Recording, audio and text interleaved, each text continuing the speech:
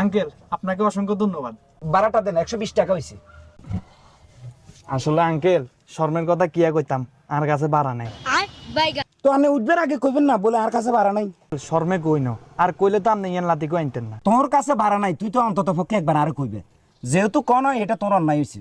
আচ্ছা তুই কি রাজনীতি করনি? না না আঙ্কেল, রাজনীতি করি না। হ্যাঁ ভালো ছেলে।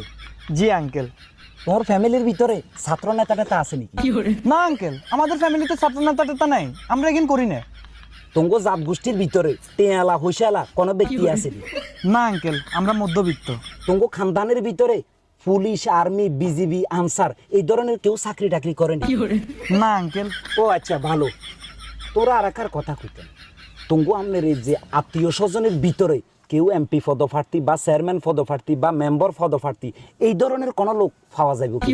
না আঙ্কেল, আমাদের